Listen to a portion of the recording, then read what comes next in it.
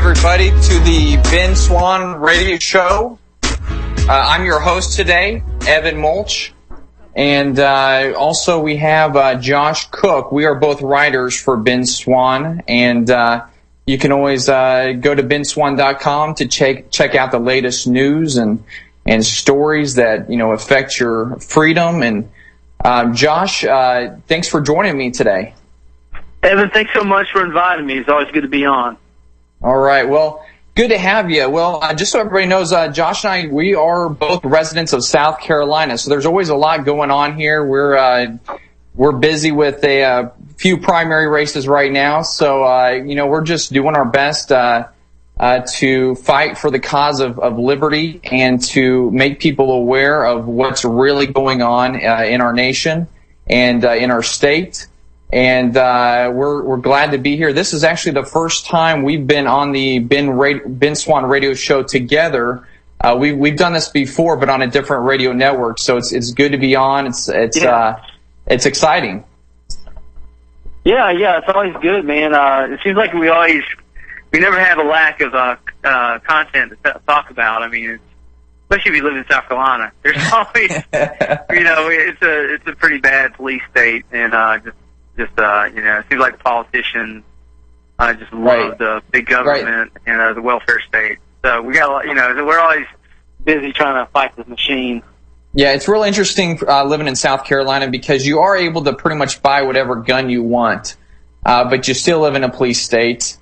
And so you just kind of have to, for those of us that I think, Josh, you grew up here, so you're originally from South Carolina. I'm originally from Kansas. I spent a few years in Ohio. Now I live in South Carolina. And this is, a great place to live.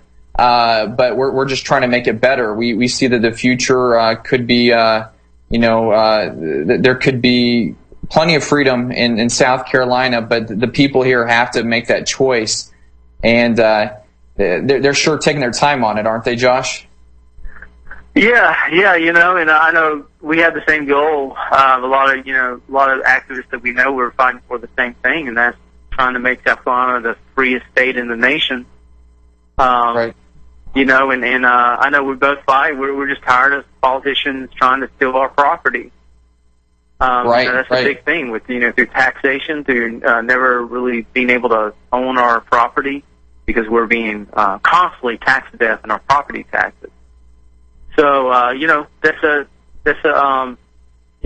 think it's an ambitious goal, but that's something we're fighting for. And I'm just trying to wake people up, and I know you are too. We just got to wake people up. I mean, I love the phrase that Ben always uses: "Liberty is rising," and I see a liberty movement rising in South Carolina, and that makes me really proud and optimistic.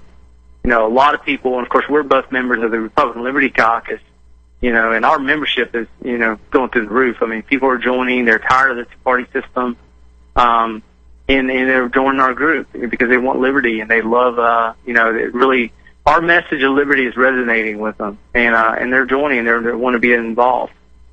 Right. And it's interesting here in South Carolina. You show up to a lot of Republican events, and you really don't find many people that want to argue with you. They most people agree at these events, but unfortunately, the people that vote are they're not showing up to a lot of these events that we have, and it's all about trying to change everybody's minds, not just the people that show up to these meetings. Anyways, Josh, you had an article that went up on benswann.com today. It's titled "Coffee Pot: Entrepreneur Combines Coffee and Pot." And the articles on marijuana are always intriguing, I think, to most Americans. And this is something I've never actually heard of. I've heard of marijuana combined in tea, but I've never been aware that it could be put in, or that people ever put it in coffee. But I actually read through some comments on this story, and one guy said, well, this is what we call hippie speedballs. And so I did some research on the internet, and I guess, it sounds like when people smoke pot and drink espresso at the same time, that's what really a hippie speedball is. But I guess anything combined with coffee may be in some groups, they could call it hippie speedballs, which sounds much more cooler than just saying, hey, I'm putting pot in my coffee.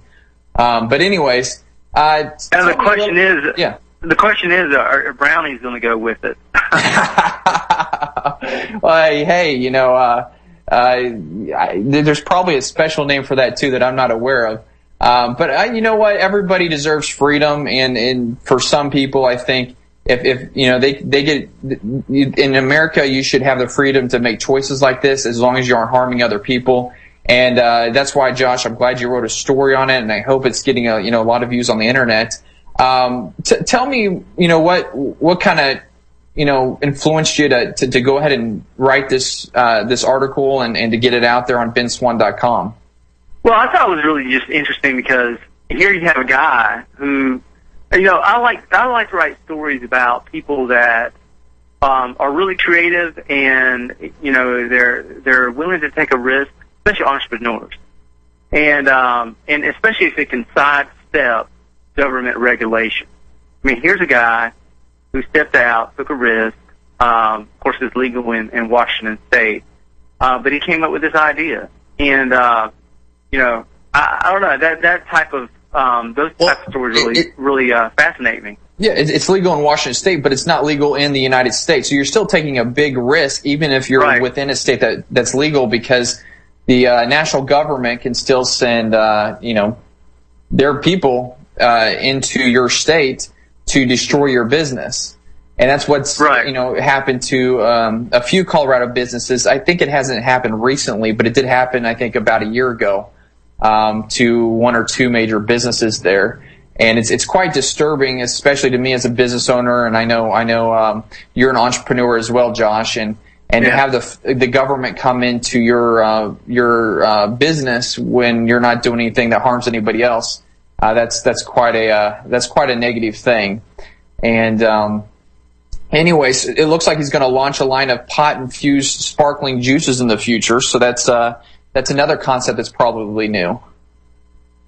Yeah, it is. And what really fascinates me is we have a friend, Jeffrey Tucker, who is a really interesting guy, and he always talks about how innovation and creativity can always sidestep government regulation, and especially with the internet.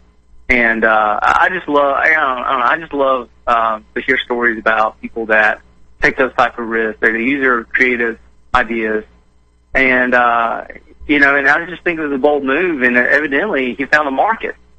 And I always like what Jeffrey Tucker says. He says, "Look, politics are not going to change anything. Markets will." Paraphrase there, and I think that's true. I think the guy found a market. He found a niche, and he created a product, and I'm sure it's selling pretty good over there. I wonder if Starbucks is going to buy him out. I don't know, but we'll see. I like to follow that story and see where it goes. All right. Well, we do a lot of stories about marijuana on BenSwann.com. I broke the news about Shauna Banda and how she used cannabis to cure her Crohn's disease. And it's just, it's something we all need to be talking about. We need to be sharing this information, with our neighbors and friends and family members, because, I'm not sure what this, exactly what this coffee pot can do for you. And I'm not sure if I'd recommend it. I'm not sure if I'll even try it, but, this is stuff that should be available to citizens who, want to choose to purchase this product and use it, as long as they're not harming anybody else. So, we're approaching a commercial break, so we'll be back here in a few minutes. All right, welcome back to the Ben Swann Radio Show, and I'm your host today, Evan Mulch, and I have co-host Josh Cook with me, and we're both filling in for Ben Swann. He is away today, and we're both writers for BenSwann.com. So, Josh, next article we're going to talk about on BenSwann.com is an article titled "Taliban Release Video of Prisoner Handoff," and this video has been shared all over the internet. This is a major topic of discussion, even on mainstream media. This article was written by a new writer on BenSwann.com, Zach McAuliffe, and the video is actually released by the Taliban, and so it hasn't been verified, whether or not this is actually, the actual video. But according to the article, it says that the government has no reason to think that it's a fake video or a made up video. But it's pretty interesting how the whole handoff took place, and this is really big news. So, Josh, what are your thoughts on this? Well, the whole thing is kind of fishy to me. This whole trade. There's a guy, a gentleman, a Navy SEAL, just wrote a book called Unbreakable. Thomas Shea, Navy SEAL, and he went over there to try to rescue the sergeant Berdal, and of course he basically said that he didn't feel like he wanted to be freed. So I don't know, with the whole government, here we are, we're like arming the Al Qaeda in Syria right now. We're behind these radical Islamists. I just, there's more to the story. I'm sure, of course, Ben Swann is on it. And a lot of new facts are unfolding, but, the whole thing is just throwing red flags to me, and I'm just wondering what's really going on behind the scenes. Yeah, and I think from what this article says and what I've seen on the mainstream news, a lot of people are upset that this handoff took place, and in exchange for one person for I think five people that were being held, doesn't seem like a fair trade to a lot of people in America. What I find interesting is at the end of this article, it talks about how the sergeant was actually, he was missing from the post, and so there's a lot of soldiers, I think, that are placing the blame on him for getting taken in by the Al Qaeda folks. And then it also talks about how the I'm drawing a blank here, but he mysteriously left. And it's just an outcome that was not a good thing for the people that are over there in Afghanistan. But he actually was against the war while he was over there. So what they noticed was, according to this article, was there's a lack of willingness for him to continue to participate in the war. And some of us that are I've not participated in a war. I've not been in the military.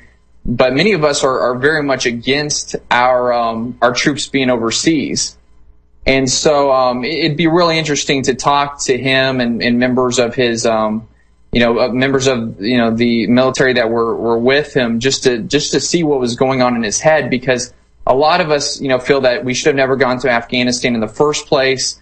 I think it's lasted longer than the Vietnam War, and it's just been it just hasn't been a good thing for America, especially when it comes to our national debt. And it's hard to say that, especially since so many of us have friends and family members that have fought overseas, and we've been told that you're not patriotic unless you're supporting the wars. But the more and more some of us look at these, it's just it just doesn't make sense. Or it does make sense, and you just conclude that there's a group of wealthy people around the world who are orchestrating these wars, and these soldiers, just end up really being pawns in the whole, strategies that these really wealthy, global elites participate in. So, yeah. And I think you're probably in agreement with a lot of a lot of what I just said. Is that right, Josh, or do you disagree? No, I mean, and I've been more focused on the whole Syrian conflict. And then you have all these characters, you have the Saudis that, we're supposedly allies with, but they're basically funding the Al-Qaeda, the Al-Nusra Front. And then you have Qatar is supposed to be our allies, and of course they're trying to work the other angle, with the Free Syrian Army, and you have all this, these different characters, these different states that we're involved with, and to me it's just, my thing is like, why are we involved? This to me, there's no evidence to show that we're, doing this to protect our interests. Right. It just makes no sense. We're supposedly fighting the Taliban or the Al Qaeda in one region of the world, but we're propping them up and giving them arms in Syria. And here we have the Saudis, basically financing. It's coming out. I've been writing extensively on it, how the Saudis are financed the 9/11 hijackers, and yet, number one, they won't release any documents pertaining to that. Even though there's a resolution right now that like Thomas Massey is trying to declassify the 28 pages of the 9/11 report. They're hiding the fact that you have high officials in the Saudi government that finance these hijackers, and yet we're still allies with them, or we're still working with Bandar Bush. It makes no sense to me. So and I'm always suspicious, what's really underlining this whole media focus on this trade too? What is this trying? Is the media trying to give President Obama cover? What is the underlying goal here that this all of a sudden came out, this controversial trade? So all I can say is we're on it. We're going to look into it, and of course, but there again, you and me as journalists, we should always be skeptical and figure out what that underlying truth is behind all this. I mean, our job as journalists is to always ask questions and always, you always have to be suspicious and to all the listeners out there, you can conclude what you want to conclude on what's going on. The truth of the matter is, we don't have all of the facts, and there's a lot of secrecy.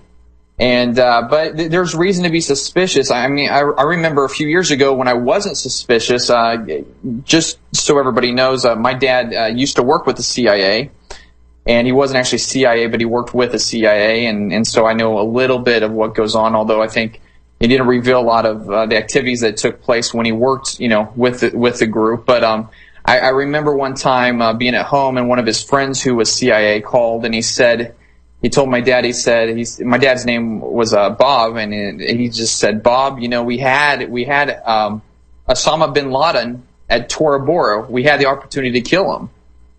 And he said, we were not given the kill order when we had the opportunity. And he just explained to my dad, he says, I don't know why the president never gave them permission to strike. Because after all, wasn't it Osama bin Laden that we were after? I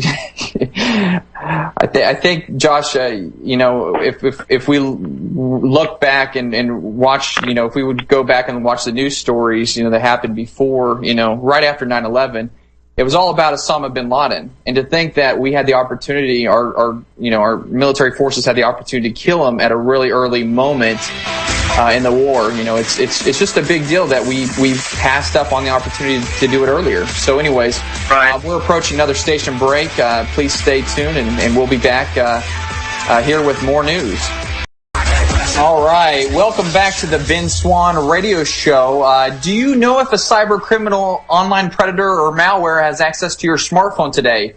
With over 860 million identity thefts in the U.S., most likely not. It's pretty scary out there.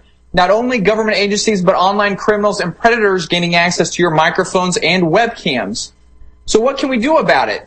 Well, Gary has agreed to provide SnoopWall to BenSwann.com listeners at a discount from 20 to 50% off retail price. To take advantage of this offer, go to benswann.snoopwall.com, spelled BenSnoopWall.com. That's benswann.snoopwall.com.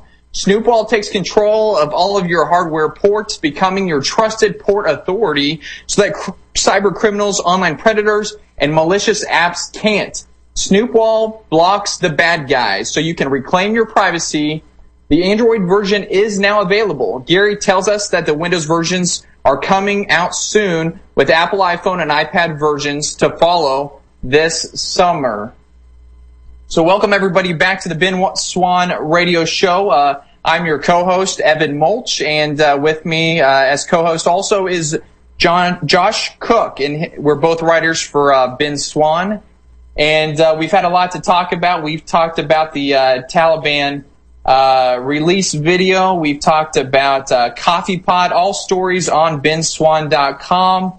And the next one we're going to talk about is the story written by Rachel Blevins, titled "Women Take the Lead as Number of Concealed Carry Permits in Washington State Triple." And that's on benswann.com. Josh, what do you think about that? Well, I think it's great. I think that, women, especially, we're in a dangerous society, and I'm just, women are just, they want to be protected. They want to exercise their Second Amendment right. And, it's booming. The business is booming. People want to exercise, their God-given right to protect themselves, to, carry, the bear arms. And it doesn't surprise me, but I'm just glad to see. I'm glad to see that the women are defending themselves, and I think it's their right, and hopefully they'll never have to use it. But I tell you what, if some guy comes up to them and the guy, and the lady pulls out their 9mm, I guarantee that the guy's not going to stay long. Right. And a paragraph I really like in this article, I'm going to read it real quick. It says, one woman has been a part of this increase is Katie Ottanen, a 29-year-old mother living in Granite Falls, Washington. She chose to obtain a license to carry a concealed handgun after she called the police regarding an intruder in her home, and they never showed up. In reference to the event, Ottanen said that was a wake-up call. It's things like this that make you wonder, who can you really rely on to protect you and your family? Pretty much yourself. And I've never had an intruder in my home. Josh, have you ever had an intruder on your home? No. No. So it's always good. I still remember, actually, I grew up on a farm in Kansas, and I still remember we'd have random people knock on our farm door every so often. Not very often, maybe once a year in the middle of the night. And my dad, would walk up to the door, with his pistol and shotgun, to answer the door, just because, it could have been, just a random person that, was, maybe had a flat tire on the road. But actually, many of the times that we answered the door, the person was actually had a warrant for his arrest. And I think each time that somebody showed up the door, it was a guy. And so sometimes, I think criminals show up to doors and knock on them just to see if anybody's home, before they break in. And if you're holding a gun at the door, there's a much more likely chance that they're just going to go back in their car and get on, to whatever. But it's definitely it's a natural right to be able to protect yourself.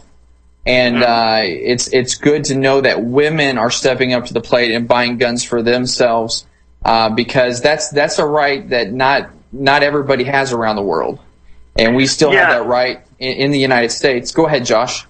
No, and the thing is, I feel like I'm a Second Amendment activist. We had this bill that we try to get passed called constitutional carry. Here's my problem with a concealed carry permit. I do not believe that we have to get the government's permission to exercise a right that we already have. Like, for example, that we try to pass a bill that, say that there's a lady, she works late at night. There's some creepy guy, stalking her in the parking lot. At that point, in order for her to protect herself, she would have to go and apply for a concealed permit, ask permission from the government, go through training, go through a class, wait 6 months to get this concealed carry permit. By that time, she's unable to protect herself going to and from work. I think that's totally wrong. That's something that I'm fighting for in South Carolina.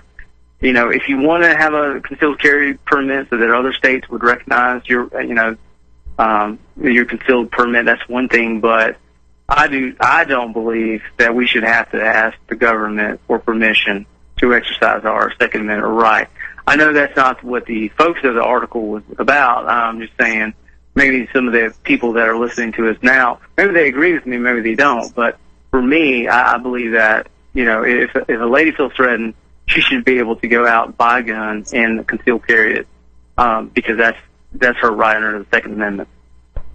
Yeah, and I totally agree with you. And unfortunately, we do have, this idea that you do need to have a permit in some states in order to carry, a gun.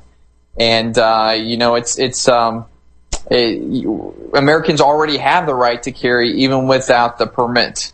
And some Americans understand that, some don't. And so for a lot of people, I think it's good that they're at least doing something. So if they have to get a permit, then it's a decision they make. And then I think once you start hanging around, people who, shoot at gun ranges, you're going to learn pretty quickly that, oh yeah, you already had the right to carry. You didn't have to get that permit.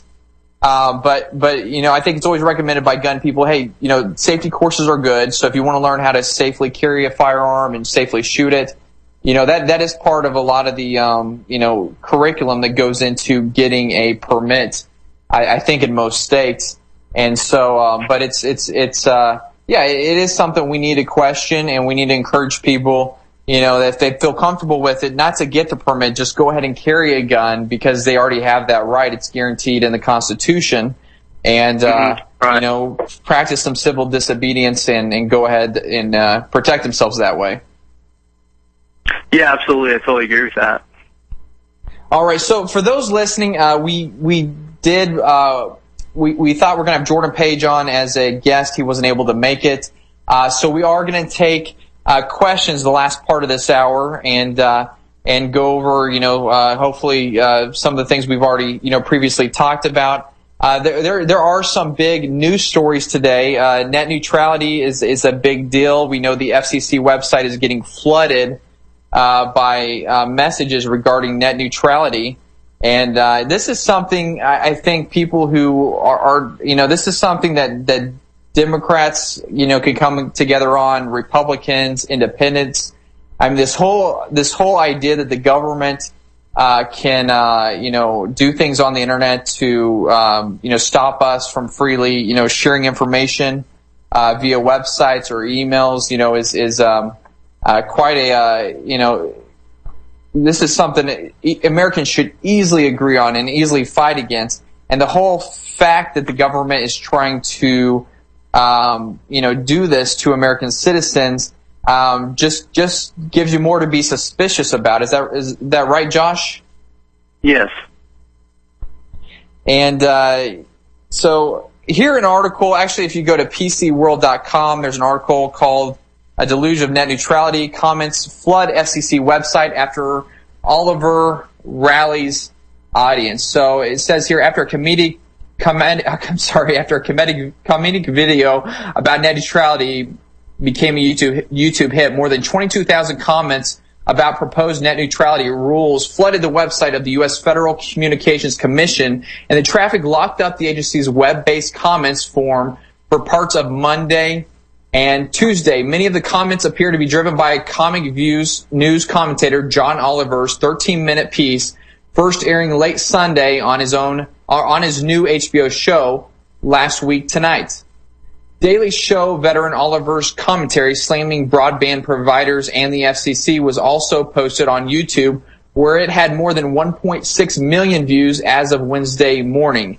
Many advocates of strong net neutrality protections have criticized FCC Chairman Tom Wheeler's proposal for rules that would allow broadband providers to engage in commercially reasonable traffic management. The FCC released a set of net neutrality proposals, including Wheeler's plan, for public comment on May 15th. The FCC also asked if it should regulate broadband providers like public utilities, a move broadband providers have vowed to fight if it happens. Now, what are your thoughts on this, Josh, and what do you think Jeffrey Tucker would say about this? Well, we'll talk about this later. We're actually approaching a commercial break, and thanks, everybody, for continuing to tune in. We'll have more to talk about after this commercial break. All right, welcome back, everybody, to the Ben Swann radio show. Have you heard about liquid gold? Liquid gold is liquidity of your precious metals 24 hours, 7 days a week, 365 days a year. I did, and so did Ben Swann. We recently started using AnthemVault.com to buy and store our precious metals, preserving our wealth in a safe, efficient manner. Anthem Vault is giving away free gold and silver to everyone who opens a free account by going to www.anthemvault.com and entering promo code BEN. Everyone who opens a free account now will also be entered into the Anthem Vault $500 of gold and silver giveaway contest. Open your free account on AnthemVault.com and preserve your hard-earned dollars today. And we're back for another a session here. I have Joshua Cook. He's a writer for BenSwann.com. He's my co-host here today, and he's actually going to be the co-host again tomorrow. And how are you enjoying yourself, Josh? Yeah, man, it's great to be on. It's always good to talk about liberty and things that are going on, in the news. I tell you what, it's just been an awesome experience working with Ben in this project. I think it's very important, to get to get beyond the left-right paradigm and really bring the news to people. And I see that the project is growing. More and more people are, attracted to our message at BenSwann.com, and just really proud to be a part of it. Yeah, it's something I'm extremely proud of too. I mean, we couldn't have asked to work with a better team. And just the effort that goes into, creating the stories and making things happen for BenSwann.com every day. It's quite an honor, and it's like being part of a team that you never want to, break apart from, just because it just seems like every day the team's very efficient in producing the news and producing the truth, and it's very, very hard to find on the internet. So, anyways, we're going to open up the next few minutes to questions, but before then, just so everybody knows, we have a guest coming on the show at 1 p.m.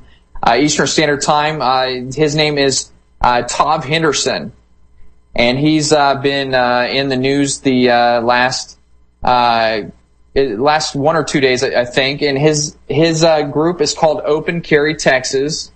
And we actually have a story that recently went up about this group, just because the NRA has called the open carry protests in Texas weird. And Josh, if you want to go ahead and comment on this. Yeah, and it's not really surprising with the NRA. I'm not a really huge fan of the NRA. They just take some positions. I feel like they just compromise. I am a Gun Owners of America member, Larry Pratt's organization. I just feel like there are Ron Paul called that organization the only no compromise gun lobbyist, and so I have to disclose that. You kind of make your decision based upon Ron Paul's advice.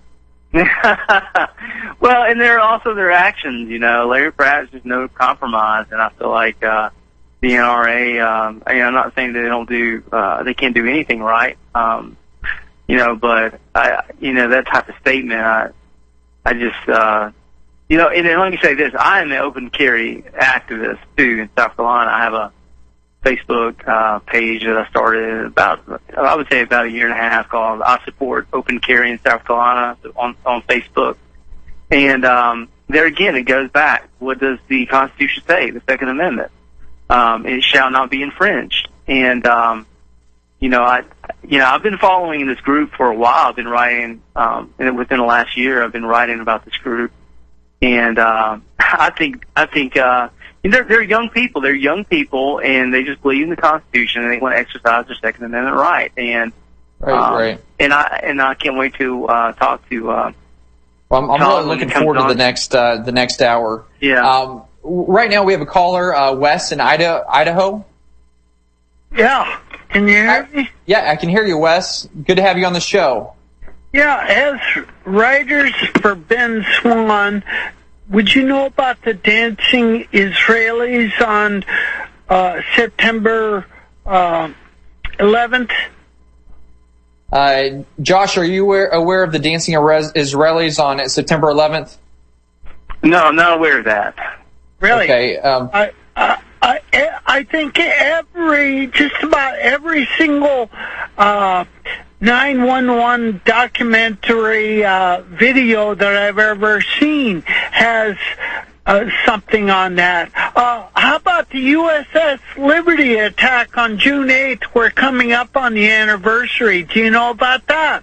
Yes, very, very aware of that. Thank you, Wes. Is there anything you want to talk about that, any recent news? I mean, I have seen video of the dancing Israelis, and yeah, that does bring something up, something of concern, but even where I'm from in Kansas, I mean, we had people, probably illegal immigrants celebrating after 9/11. You just don't know fully, why, some of the celebrations were happening, but it's sad to know this. And, I'll do some more investigation on it. I think Josh, you may do the same. Yeah, and I would encourage, all the readers of Ben Swann. Look, if you have tips, please email me. If you go to any of my articles in my bio information, there's my email address, and I have a lot of readers that follow my writing, and they send me tips all the time, and they're very useful. You got a million things that are kind of coming at you with, our 24-hour news cycle. But, as a journalist, I have to look at it objectively. So if you have any tips, I'll definitely look at it and then try my best to, research it and put out good information. And, the bottom line is, as far as our foreign policy, I think it's an absolute failure. I don't understand. For me, I think we should cut foreign aid. Wouldn't you agree, Evan? Yeah, I mean, I think you have to in the future. I mean, I think the best policy was written in the Constitution. And so I think we say it over and over again at events, just follow the Constitution, obey the Constitution. And I think what even more we have to reiterate at events is that the Constitution was just good policy for a nation. And there's a reason why we say follow the Constitution, and it's because it's the best policy. Now, I do have arguments with some of the things that were put into the Constitution, amended in the Constitution, so I'm not going to say it's absolutely the best policy. But if we just obeyed the Constitution, we'd be a lot better off than where we are today. All right, we're approaching another break. We'll be back for 2 more half hours. Joshua Cook and Evan Mulch here with BenSwann.com. All right, welcome back to the Ben Swann radio show. I'm your co-host, Evan Mulch, and I also have with me Josh Cook. We're both writers for BenSwann.com, and we're filling in for Ben while he is away today and tomorrow. And we've just been chatting about the stories on BenSwann.com. We have one titled Coffee Pot. Entrepreneur combines coffee and pot. We already talked about that. Actually the first half hour of the show. We talked about the Taliban releasing a video of the prisoner handoff. And we've talked about the women taking the lead in Washington by getting permits to carry guns. We're actually waiting for Tav Henderson to call in of Open Carry Texas. We had posted a story about the NRA actually calling out people, I think in the Texas area, for open carrying into restaurants. And a lot of them, I think restaurants are allowing it to happen. Chipotle, of course, isn't. I just read an article. It looks like Target is allowing people to open carry. And so before we get Tav on this show, I'll just talk to Josh briefly about this. Josh, what are your thoughts on this? Well, I definitely think, just talking with this group, if you don't use your God-given right, then, you're going to lose it. And I just think that, it's their right. It's their constitutional right to protect themselves. And I will say this. If you go to Chipotle and you got people well armed, that's the safest place in the city. Because nobody's going to come and rob that place. And, it is not, it's not going to be like the gun-free zone. So I'm perfectly fine with it. Now, of course, I'm from the South. I grew up, with guns around me all the time. So I'm pretty comfortable with it. And, I understand where, people that, are not used to that. But, this is a good group. I know some of the more progressive sites like Mother Jones try to demonize these folks. But I would say this, they have my full support. Like I said, I've written extensively about the subject. I've talked to Victoria Montgomery. She was the spokesperson for Open and Carry Texas. Right now she's maternity leave, and of course Tav is, taking, kind of helping out with the group as their spokesperson. And according to what I know, I love to ask them how the movement's going, but it seems like the movement's growing. Of course, Alex Jones, the Alex Jones Show, it seems like they really support the group out in Texas as well, and they've broadcasting. They had a rally a couple months ago, and the bottom line is, I think this group really tries to educate the public about the Second Amendment and gun rights, and they have my full support. And I really wish that we would see the same type of movement here in South Carolina as well. But is there a point, Josh, where you we all have, especially in South Carolina, you have there's certain etiquette that takes place in certain areas. Do you always need to carry your shotgun or AR-15 into a store, or is it just as a courtesy to the store owner, carry your gun underneath your jacket or underneath your shirt? Right. Go ahead. No, and see, this is what I would say.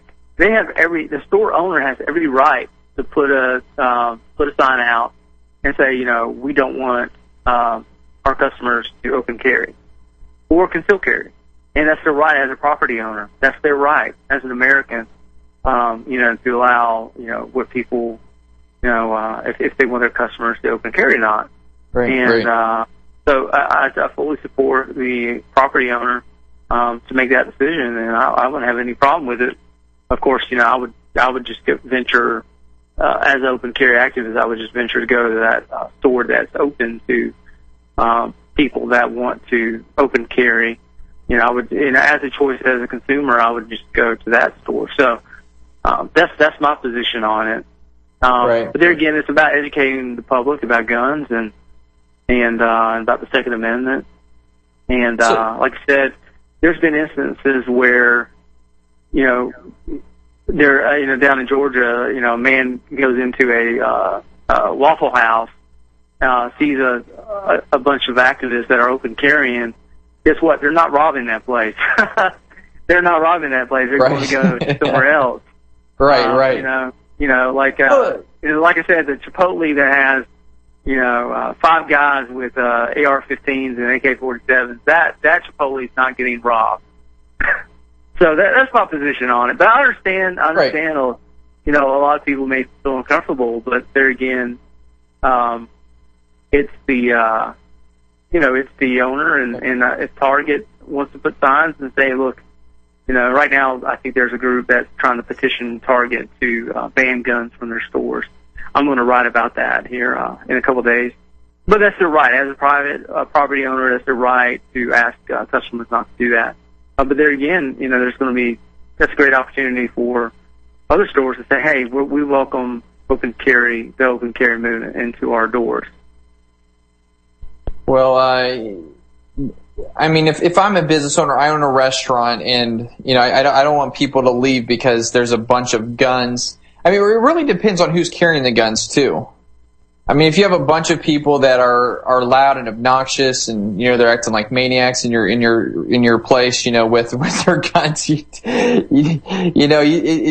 just got to do your thing as a business owner. What it puts CEOs in tough positions, because then you have to train store managers, which you're involved. You work for a large corporation, so you kind of know. Then you have to train store managers how to deal with these situations, and give them the flexibility, if you're going to allow people to carry a gun in, to kindly ask people to leave if they're acting obnoxiously or whatever. And I'm not sure how I've actually not been in a store where a group of people have brought in guns openly. But I do know, I know I walk into a lot of places here in South Carolina, and I know for a fact there's people, carrying their guns, but they're just not visible. Right. In my experience, people that, would open carry, or the open carry activists, or the, those that have CWPs, concealed carry, these are probably the most responsible Americans you can meet, as far as the way they handle themselves. And so, I mean, that's my experience. Of course, my where I work, retail store, we're up in like Blue Ridge Mountains. So, there again, in demographic and culturally, guns are more accepted. And if you see a gun, so maybe in a big city that may be, that may be an issue. But I don't know. That is just my experience. But I think what this group's trying to do is, just educate people about gun and about guns and the Second Amendment. But it'd be good. I'm going to publish an article today, and hopefully I can get a couple exclusives with the spokespersons for Open Carry Texas. Yeah. Well, it sounds like he probably won't be on this show. We'll let you know if he can join us. But anyways, Todd Henderson and his Open Carry Texas organization are really making waves in the media today, and he's really being he and the rest of his group, they're really becoming targets of the mainstream media that dislikes, or that tries to get more people to dislike, being able to have a gun. And anyways, those of us writers have been Swann. I think all of us are for the natural born right to be able to protect yourself whenever and wherever. But we also understand that business owners have the right, to tell people to leave their business if they feel uncomfortable, around somebody that has a gun or doesn't have a gun. So anyways, we'll be back after this short break. All right, everybody, welcome back to the Ben Swann Radio Show. Evan Mulch here, filling in for Ben Swann. Also have co-host Josh Cook. We're both writers for Ben Swann, and we enjoy it, and we're thrilled to be part of this huge venture that we're all part of. We're making a huge impact. Hopefully you guys believe so too. But we do the best we can and put a lot of effort into this. And anyways, what we're going to do is talk about another story that we had on benswann.com. It's titled U.S. Sends 36 F-16s to Iraq and trains Iraqi pilots. And a lot of us are concerned because if Iraq is descending into political chaos, what does that mean if we're shipping advanced weapons to, this war-torn nation? So in the article it says, Reuters is reporting that the first of the 36 F-16s are officially ready to ship and will soon be on their way to Iraq. The U.S. government will present the fighter jets to Iraqi Ambassador Luqman Faili at a ceremony tomorrow at Lockheed Martin, I believe, which is today. Yeah. So this article was written yesterday. So today they're presenting them. In the article, by the hundreds 162nd Fighter Wing Public Affairs Division of the Air National Guard, the Iraqi Air Force chief was quoted as saying, "They will return to our country, then transfer that American experience of training to the next generation of Iraqi Air Force pilots." And, of course, we know that the American government sent probably the same fighter jets, recently to Egypt. And those, we know there's lots of concern that those may end up in the hands of the Muslim Brotherhood in the future, since the Muslim Brotherhood does play a role in the, thanks to Lindsey Graham and John McCain, there's worry that the planes may be transferred to the control of the Muslim Brotherhood in the future. Anyways, this is a very concerning thing that we would do this, for other nations, especially one that we, recently invaded, and one that we're not even sure is going to be our friend in the future. And so, Josh, what are your thoughts on this article? Well, it's not surprising. I mean, this whole thing is driven by the military-industrial complex. It's all about, making that money. I mean, that's my opinion. Right. And also, why do we have the interest in that? I mean, we're broke. We are broke. Right. We spend over $50 billion in foreign aid. And what is the return on investment? I don't see it. I just see more and more, these different conflicts, and it's just perpetual. And of course, Obama said that he would, be a different president. And it just seems like he's really, in some respects, worse than President Bush. With the droning, constant droning, wedding parties. It's getting out of control. And my concern is, you're not going to see any type of pushback from the media. You know what I'm saying? The media is just giving Obama a pass on this. And, right. Well, the military, industrial complex actually keeps the mainstream media afloat. I mean, if you watch the commercials that are, on these mainstream, news channels, they're getting an awful lot of support from those who benefit greatly, from these continued conflicts and wars, and spending money to send weapons to, nations overseas. In this story by Barry Donegan, the second to last paragraph says, the U.S. has also provided Iraq with 100 Hellfire missiles, assault rifles, and 11 million rounds of ammunition. In related news, PBS Frontline has just launched a new documentary in which al-Nusra affiliated Syrian rebels describe the training that they allegedly received at the hands of the U.S. government.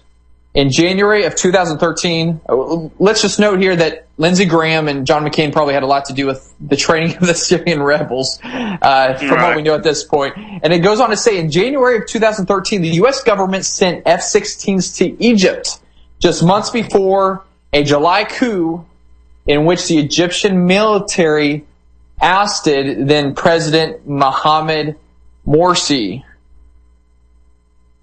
And,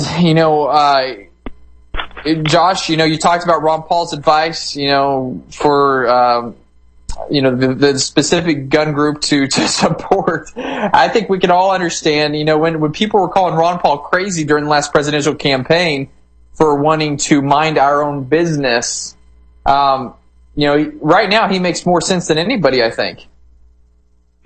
Yeah, absolutely. And, that's why we just got to keep on hammering this and informing the public.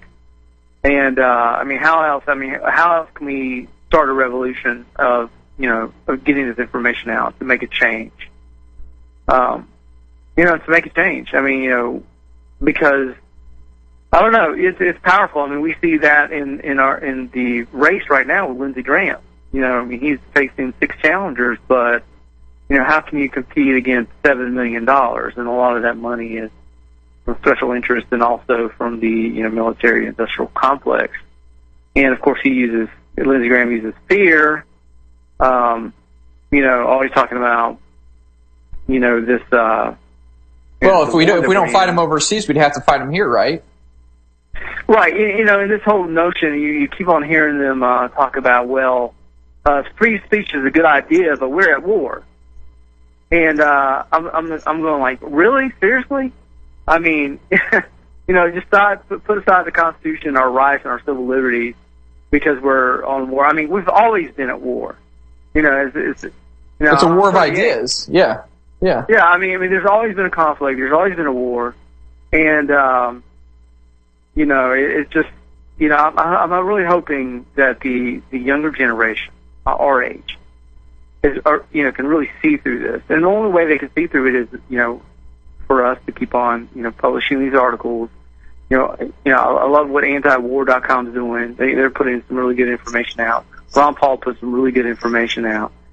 We just got to hammer away and get the information, and hopefully our audience is sharing that on Facebook, sharing it with their friends, family, because that's the only way that we can. You can't stop an idea. We have to continue to, bring the truth every week about this, these senseless conflicts that we're engaged in. Right. It's a patriotic, duty, and actually, after the next break, Josh, what I want to discuss is, I've always, ever since, I heard about the truth, through Ron Paul, back in the last presidential election, I've fought my hardest as much as I can to, support the cause of liberty. And, watching what you do, Josh, you have a son, and, you continue to participate in the liberty movement and sacrifice, time with him to fight this humongous battle, that we're fighting at this point. And as a lot of my friends know and my family knows, my wife and I just had a baby boy.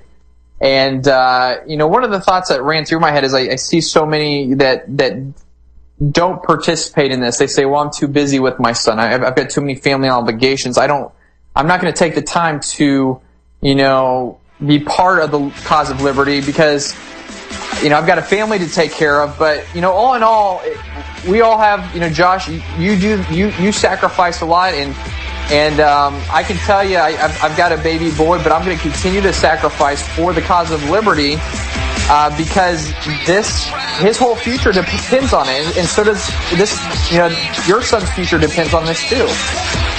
Anyways, everybody, we'll be back after a short commercial break. Swann Radio Show. I'm your co-host, Evan Mulch, and I'm with Joshua Cook. We're both writers for BenSwann.com. And do you know if a cyber criminal, online predator, or malware has access to your smartphone today? With over 860 million identity thefts in the USA, most likely not. It's pretty scary out there. Not only government agencies, but online criminals and predators gaining access to your microphones and webcams. So what can we do about it? Well, Gary has agreed to provide Snoopwall to BenSwann.com listeners at a discount from 20 to 50% off retail price. To take advantage of this offer, go to benswann.snoopwall.com, spelled benswann.snoopwall.com. Again, go to benswann.snoopwall.com. Snoopwall takes control of all of your hardware ports, becoming your trusted port authority so that cyber criminals, online predators, and malicious apps can't. Snoopwall blocks the bad guys so you can reclaim your privacy. The Android version is now available. Gary tells us that the Windows versions are coming soon, with the Apple iPhone and iPad version to follow this summer. So thanks again, everybody, for joining us. Again, this is Evan Mulch, your co-host, along with Joshua Cook, the co-host today. And we're both going to be co-hosts tomorrow, so if you want to listen again tomorrow, feel free to. Before we left for that break, I was talking about the importance of continuing this battle for liberty, and even while raising a family. And one of the thoughts that went through my head as my wife and I experienced our my wife gave birth to our son on Saturday night, and it was a miraculous thing that happened. And every dad that I talked to beforehand and said it will change your life forever. And it already has. I actually would love to be home right now holding the baby and, doing everything I can. But this is, I came here today because liberty is important. And it's not only important to me, it's important to the future for my son. And Josh Cook is one of the best examples of a liberty activist that continues the fight for liberty, even with a young son. I know, Josh, you sacrifice a lot of your time, and it's it can be very tough at times. But you know as well as I know that this fight for liberty, everything hinges on this fight for liberty. The future of not only your son, but the future of everybody's children in America hinges on this battle that we're part of. It's really that important. Right. Well, first of all, congratulations on the birthday of your son. It really does. I hope you're getting enough rest. I remember those days of not getting enough sleep, but it is absolutely amazing. Well, my head's spinning a little bit, just so you know, Josh. But we're going to make it through this. Yeah. Well, it's the cause of liberty. It's a struggle. It is sacrifice, and it's going to take changes. If you really want to see results, it means as a family. What do we want to do as a family? It means cutting the TV off. Cutting off the certain entertainment things that you normally would do, and that's what happens when you wake up and you take the blue pill, and you find out, wow, all these things that I learned are not true about about our country, and then you start reading things like Tom Woods and Good Mises, and then you listen to Ron Paul, and everything becomes a little more clear.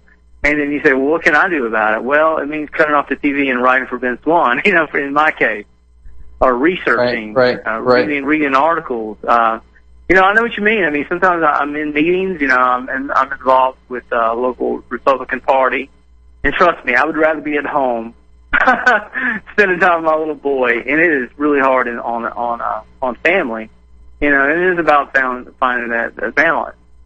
But people always are going to remember the history's always going to remember the radicals.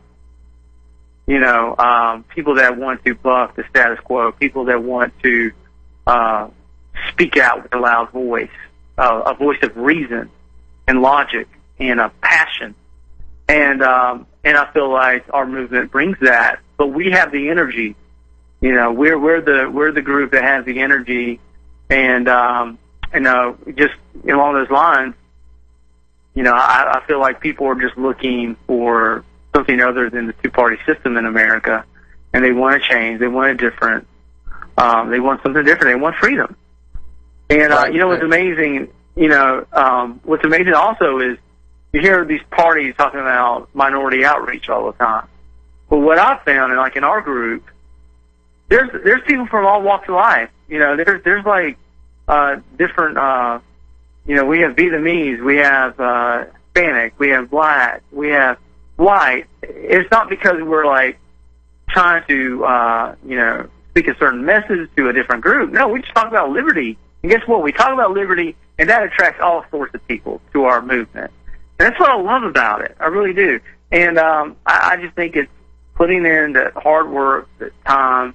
And I think the whole Ron Paul movement really ignited a fire. And I think we're an extension of that movement that's just catching fire throughout the nation. So I'm really optimistic. And but you're right. It takes hard work. Takes money. It takes a lot of money, like personal sacrifice. From the family budget. And but it's worth it. It's worth it because it's a calling. It's having that fire in your belly. Because look, the bottom line is if you don't step up, who will? Right. And to be honest, like during the Ron Paul, campaign, this is, I first joined the Liberty movement truly during the last presidential campaign. And Jordan Page, who was going to be our guest, he wasn't able to make it. But I was actually going to talk to him a lot about his song, The Message of Freedom. Is this a song you've listened to before, Josh? No, I've never heard it before. Okay, well, after the show's over, it's called The Message of Freedom. You can YouTube it. It's Jordan Page, last name spelled Page. And it was such an important song to me, although, at the time I was 29 years old, and I didn't have any kids. But I always imagined that this would be the same way I felt, when I started having kids. I didn't care whether or not I had a boy or girl. We had a boy. And so this song, just really, it's just something, I listen to it all the time. And the lyrics of the song go like this. The first paragraph here says, "Sons, as I write you this letter of days past and days yet to come, and the message of freedom, I stand at the edge of the pages of history and lessons unlearned. It feels like these pages are remaining unturned, but boys, it's no mystery. Children, I'm sorry to leave you this world in a state of disaster. It was given to me in a similar state, and I woke up so late in the game. Now it's spiraling faster." And then he goes on to sing the chorus, but my favorite paragraph is probably this next one. So it's the second verse. It says, "Boys, listen close, for our souls may depend on the actions we take and the causes we choose to defend. So treat every man as a friend and live your own lives in their divine possessions and transform your world with your selfless expressions and reach out your hands. In time you'll understand. Children, one day I'll be gone and you'll have to remember these words and be strong as you cling to each other, your family, your faith, and your father's song. You've known this all along." And it's really a song that can be passed down from generation to generation of boys, as it's been written by Jordan. And Jordan Page. I'm surprised you haven't listened to him before, Josh. You're gonna have to get his CDs, because he's just an amazing artist. But he not only understands what we're fighting against, he's written it all down. He's made songs out of it. And so even Tom Woods calls him the musician of the Ron Paul Revolution. And so it's just definitely, for all of you listening, if you haven't listened to Jordan Page, please go to iTunes, order his CDs or go to YouTube and listen to a few of his tracks. I mean, it's truly amazing that this. Josh, I know you've written some lyrics for songs. I believe so, because I've seen them on YouTube, I think, and it's just difficult. Although you haven't been singing them, Josh, I know you've created, done creative things with lyrics to songs. I've tried to write songs in the past. It's very difficult, but this is Jordan is somebody, it's very special that he's been able to do this solely for the Liberty Movement.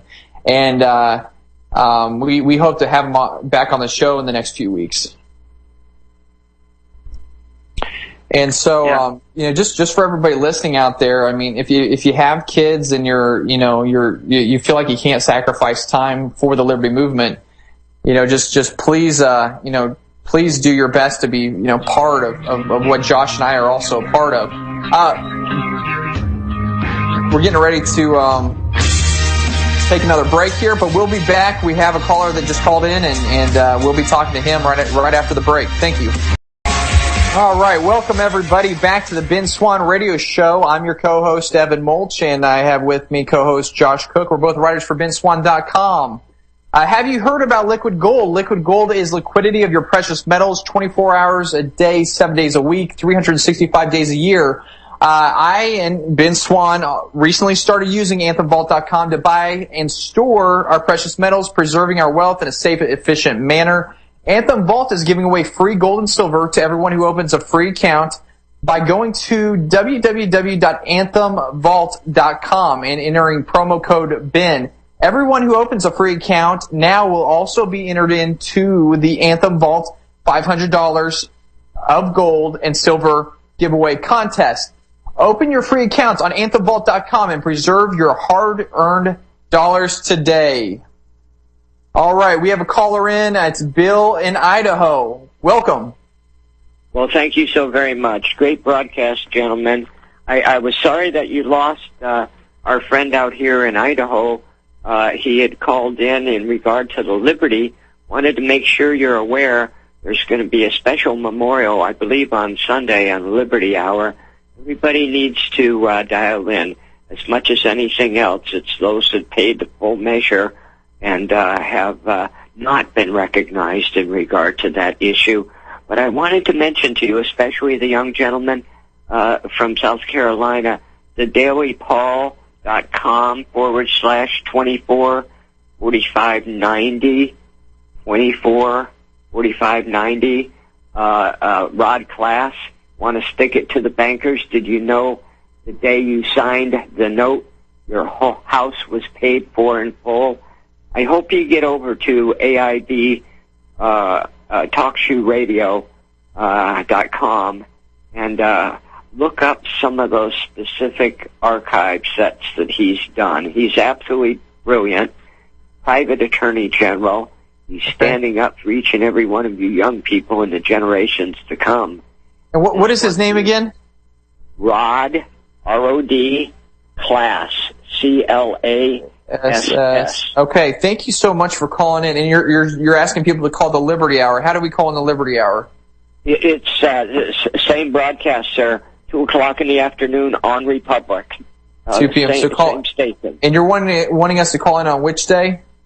Well, it's Sunday. It's Sunday? more a memorial of the originals. You might dial in and ask your friends to be aware. But Got it. Okay, thank you so much. I appreciate it. All right, Fred from Michigan. Yeah, what the fellow just superficially described as the Uniform Commercial Codes provision regarding monetary activities in banking, they are prohibited, according to Federal Reserve banking regs, in loaning from their assets and those of their client depositors. So what happens with the promissory note that everyone creates with their autograph as an authorized signature, and it's quite interesting. If you have a checking account, you can scope out the so-called signature line with a magnifying glass, and what appears to be a contiguous line with the naked eye, abracadabra, is a miniature dot matrix with the words authorized signature or original document. So what happens with the promissory note, which is the contracting party's property, they created it, it is deposited as a cash deposit in a new account bearing the contracting party's name. Fred, can you get to the point a little bit quicker? Because we have two other callers. Yeah. So, in essence, anyone who has ever thought that they had a valid loan debt is wrong, because they literally create the currency that funds their own loan by virtue of that original document. So you're saying all of us that have home loans, we don't actually owe anything on them? That's right. The promissory note deposited as a cash deposit. What about student loans? Same thing. Car loans, student loans, it's all this mortgage. It's all the same fraud. You're being defrauded. Principal and interest. They take the promissory note. That's what these credit default swaps, collateralized debt obligation, all this Wall Street gangster gambling crap. Yeah, Fred, if you wouldn't mind messaging us on benswann.com, we're going to do a story on this soon. I've been doing a little bit of research on it, so feel free to message us. Thank you so much for being on the show. Robert from California, how are you? Oh, the last American bastard, please. How are you guys today? With regards to kids and your time with your family, I can highly recommend picking up any Atmosphere CD, sitting there with your sons and daughters, and listening to some music that you guys can share, like you guys and I might have shared the Beatles with our fathers. And who is Atmosphere? Is that a new band? Atmosphere is a group that's been around, 10 years. Okay. They're on a label called Rhymesayers. The artist is Slug, and the DJ is Ant. Slug and Ant, definitely the people I want to influence my son. No, I'm joking. It sounds completely funny, but it's something you do want to turn them on to. All right, excellent. Well, thank you so much. All right, Art, off the grid. How are you? Good afternoon. I know it's a little early because you got your guest coming on top of the hour with Texas Open Carry. And I don't know if this is the same group that was caught up in the deal with Chipotle. But here's something, and you might ask them about this. But, you know, the group that took it upon themselves to go ahead and go on into Chipotle anyway with their guns, here's what people need to understand. Yeah, you have rights. But just because you have a right to do something doesn't mean you should. The store owner himself, here's where we get into property and property rights. The store owner has the right to say whether or not he wants a gun on his property. And if he puts up a sign saying no guns, then before you go in there or do something stupid like carry a gun in there anyway and risk going to jail, which they can throw you in jail if you do that, even though you may, like here, we have open carry, no permit. But if there's a sign on the door that says no guns, you carry a gun in there, you're going to jail. You just broke a law. Okay? Yeah, I think, I agree with that. Ask yourself a question. Do I really need to go in here? Is there another coffee shop I can go to or another department store I can go to? Or do I really, really, really have to go in here because it's the only option to get what I need? If you really have to go in there, give your gun to somebody you trust. Put it in your car, lock it up, whatever. Don't carry it in. With rights comes responsibility. Just because you have a right to do something doesn't mean you should. Awesome. I agree with you 100%. How about you, Josh? Yeah, I totally agree with that. You know, it's like we said before, we have to respect property owners. So, yeah, I totally agree with that. Awesome. Well, thank you, Art, so much for calling in. All right, man. Well, hey, so Evan, I know that we got just a couple more minutes. Going back to, what can we do as an activist? A lot of people, we just have different gifts. Right now we're trying to, the grassroots is trying to get a Liberty candidate to replace Lindsey Graham, and there's activists throughout the state that are making homemade signs. I mean, they're doing overpass banners, getting at the interstate overpass that's trying to get the vote out, and we can't compete with the military-industrial complex money that's the $7 million that all the special interests or out-of-state interests are giving to Lindsey Graham. But you know what? They can make, our movement can make homemade signs. We can go out and get the vote out, neighborhood by neighborhood, precinct by precinct, just plastering all these signs. So, you know what? Everybody can do that. I mean, everybody has their own talent. I just encourage everybody, especially if you're in South Carolina, please get involved. Get involved with our group. We need the help. We need boots on the ground. And, at the end of the day, we can be proud that, at least we tried. At least we tried to advance the cause of liberty. Absolutely, Josh. Thank you so much for talking about that. Tomorrow's guest is Medea Benjamin. She is part of Code Pink. She's actually a co-founder. Her latest books, Drone Warfare and Killing by Remote Control. We can't wait to have her tomorrow. Josh Cook and I will be the co-host. And we would like to thank everybody for joining us today. Hope you had a good time. And hope you join us tomorrow. And in the meantime, please visit benswann.com. Thank you so much.